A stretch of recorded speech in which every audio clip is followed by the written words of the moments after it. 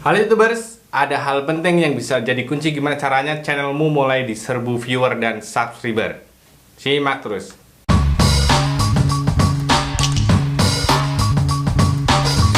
Setelah kalian pelajarin semua apa yang telah saya share di sini, selanjutnya kalian harus lakukan ini untuk mulai bisa membuat channel kalian mulai banyak viewer dan subscriber.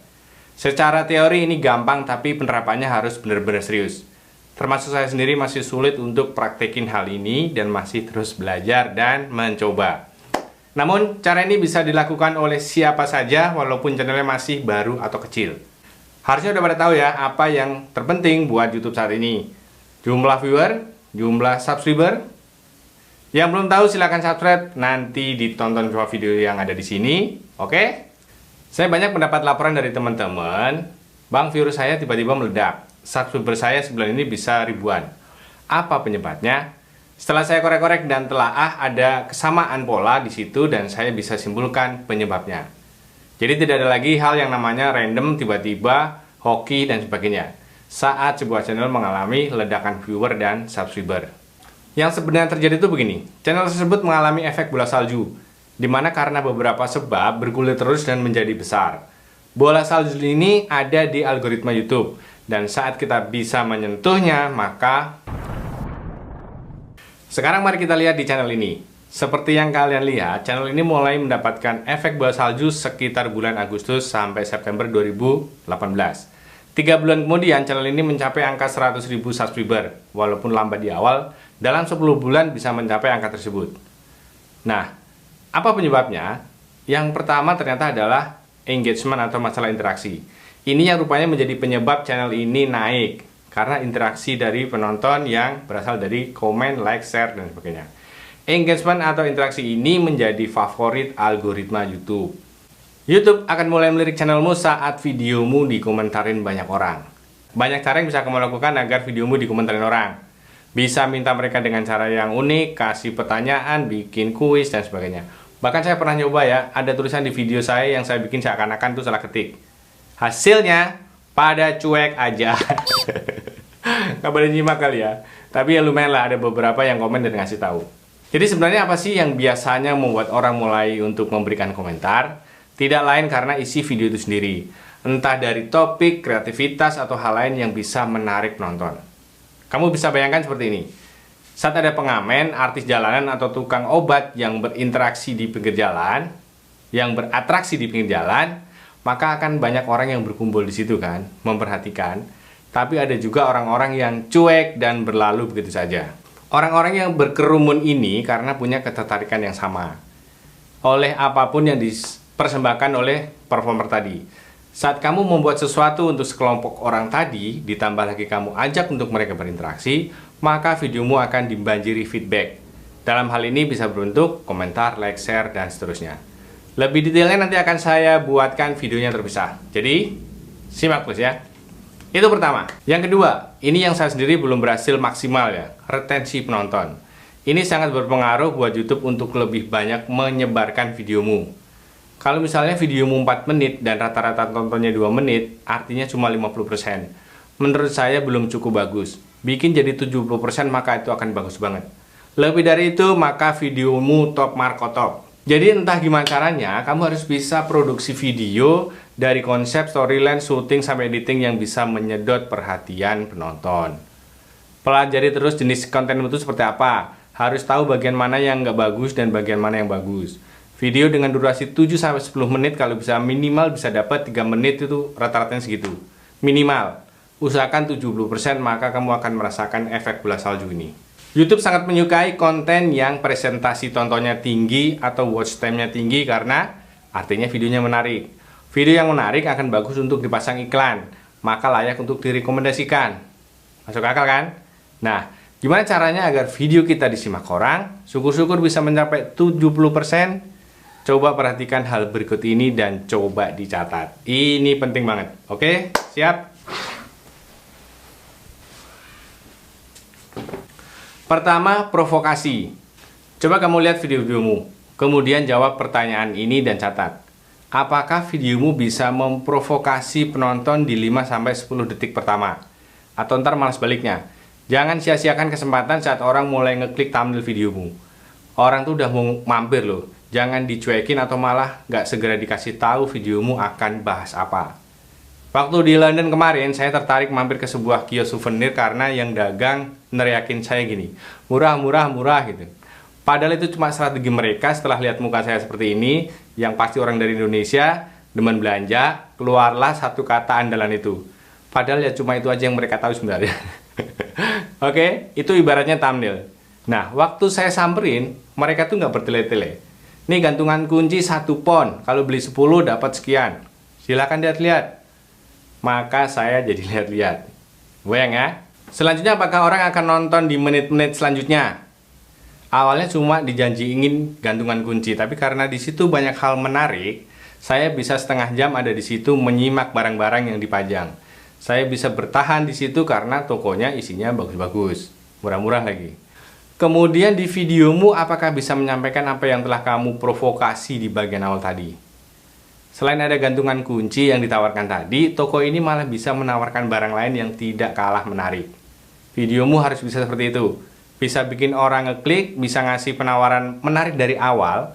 Setelah masuk toko, bisa betah karena sesuai harapan, bahkan disuguhkan hal lain yang lebih keren. Oke? Nomor 3, emosi. Emosi marah, bukan ya? Emosi itu faktor penting dalam sebuah konten yang menarik. Jadi kamu harus paham emosi apa yang ingin kamu sampaikan ke penonton. Mau senang, susah, sedih, penasaran, kesel, dan sebagainya. Mengapa yang ditawarkan gantungan kunci? Karena mereka paham orang sukanya beli untuk oleh-oleh, beli itu. Kasih penawaran biar penasaran. Apalagi setelah saya masuk dan happy karena ternyata barangnya menarik dan lucu-lucu. Saya betah di situ dan akhirnya belanja. Toko ini berhasil membuat saya penasaran dan feel happy. Videomu juga harus gitu. Kalau udah begitu, catat yang ini. Seberapa kuat videomu memainkan emosi tadi hingga bisa sampai untuk di-share orang. Bro, lu kalau mau ke London, ke Camden deh. Banyak toko murah di situ. Karena saya happy, puas, saya nggak akan keberatan merekomendasikan tempat tadi ke semua orang. Jadi, tanpa adanya permainan emosi, video kita hanya sebaris gambar atau audio yang nggak berguna. Ditonton sebentar juga baru-baru di-share ya. Lebih detail bagaimana membuat konten yang bisa memancing emosi bakal saya share. Nanti akan saya buatkan terpisah. Oke? Nomor 3, faktor perbedaan. Akhir-akhir ini saya sering dengar dari yang mau bikin konten YouTube. Channel ini udah ada nih, channel itu udah banyak nih. Percayalah, hampir semua hal itu ada di YouTube. Jadi kalau kamu mau nyari yang belum ada, susah. Atau kalau ada pun nggak akan ada yang nonton. Kenapa? Semua topik ada karena ada yang minat dan butuh. Lalu, gimana dong kita harusnya? Tidak harus unik, tidak harus jadi beda, tapi harus menarik. Simpel kan? Kalian harus bisa menarik dari sisi apapun. Bisa dari penampilan, kontennya sendiri, lucu, informatif, apa aja. Gali apa yang bisa kamu bikin sampai kontenmu jadi menarik. Setiap channel besar dipastikan punya hal itu, ya. Ada sesuatu yang menarik. Bang, gua udah coba bikin sesuatu yang menarik menurut gua, tapi malah dibully. Banyak gitu ya. Nggak usah bingung, mereka membuli karena sebenarnya mereka itu tertarik. Tinggal kita tanya aja gimana, bener nggak? Jadi kalau menurutmu apa yang kamu punya itu menarik dan mendapat respon penonton, lanjutkan. Oke? Nomor 4. Ini saya ngasih kategorinya apa bingung, tapi gini aja. Coba jawab pertanyaan ini. Apakah videomu bisa menarik penonton baru ke channelmu? Ini masih ada hubungannya dengan SEO dan rekomendasi ya, asal traffic. Thumbnail video yang disodorkan orang baru yang sama sekali belum pernah buka video kita karena relevansi. Karena YouTube menilai ada ketertarikan antara video kita dengan minat penonton tadi. Kayaknya video ini nyambung sama minat kamu selama ini. Nih, coba lihat yang ini. Kalau kamu berhasil mengoptimasi videomu dan berhasil disodorkan ke calon penonton baru, dan berhasil diklik, maka good job, kerja yang bagus. Oke? Kemudian, apakah orang akan menonton videomu jika mereka belum paham siapa kamu atau siapa channelmu? Ini hubungannya sama personal branding atau channel branding. Saya ingat waktu channel ini masih baru, saya memikirkan hal ini. Gimana caranya agar orang mau mendengarkan saya? Cara mendapat banyak subscriber. Lah, ngomong aja subscribernya belum banyak. Ada saya dibacot-bacotin. Bacot lu subscriber lo aja masih dikit gitu ya. Gimana ngatasin ini? Nggak bisa serta-merta dan cepat. Kalau saya coba apa yang saya sampaikan itu berdasarkan data, bukti, berdasarkan pengalaman dan sebagainya. Jadi saya coba untuk membuat konten saya menjadi masuk akal. Jadi saat orang baru yang nemuin video kita dan nonton, mereka akan melihat bahwa saya tidak asal-asalan, bahwa nggak cuma bombastis di judul tapi berdasarkan fakta. Pertanyaannya, bagaimana dengan niche lain? Masak, mancing, vlogging, gaming, atau tutorial dan sebagainya. Kuncinya tuh ini, berikan informasi sejelas-jelasnya bahwa kamu paham apa yang kamu omongkan atau sampaikan. Kadang hal sepele pun bisa bikin orang mau mendengarkan padahal belum paham siapa kamu atau siapa channelmu. Gini loh bro, kalau kamu mau gambar, megang pensilnya gini, pakai ukurannya yang ini, karena nanti akan begini. Misalnya kamu bikin channel konten gambar. Atau nggak pakai omongan juga bisa. Saat kamu bisa dengan mudahnya membuat gambar yang sederhana tapi bagus, orang udah pasti tertarik dan langsung paham kamu pintar menggambar. Paham ya? Silakan kamu pikirkan hal ini buat diterapin di channelmu. Kalau ada yang mau, nanti saya bikin kopdar lah di Kopi Telu ya, biar bisa ngobrol banyak sama kalian. Oke? Selanjutnya, apakah orang di luar niche channelmu akan menonton videomu juga? Saya kemarin tuh habis nonton video tentang menjahit. Saya bingung kok bisa ya, saya tuh nggak bisa jahit dan selama hidup nggak ada hubungannya dengan itu. Tapi bisa tertarik dan mau nonton. Videonya tentang tutorial gimana caranya bikin rok biasa jadi baju anak-anak. Menariknya. Saya nemu video itu karena ada yang share. Itu tutorial serius, tapi bisa jadi hiburan buat saya yang nggak suka jahit sama sekali. Dan ada di luar niche tersebut. Dan setelah saya cek channelnya, viewernya memang gila-gilaan. Padahal cuma tutorial menjahit. Rupanya channel ini berhasil melakukan seperti apa yang saya bilang tadi. Topiknya bisa menarik, kreativitasnya keren, berhasil di-share dan seterusnya. Ini juga PR buat saya. Apakah mungkin channel ini yang niche-nya sangat spesifik, apakah bisa diterima juga oleh semua orang di luar niche seperti channel menjahit tadi?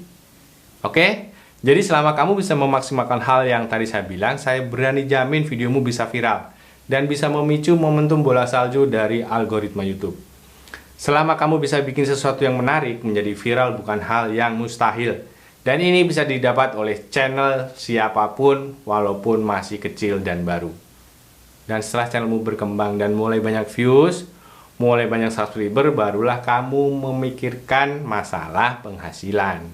Mulai dari AdSense, placement, dan sebagainya. Jangan kebalik. Oke? Tunggu video saya selanjutnya. Semoga bermanfaat ya. Sampai ketemu lagi.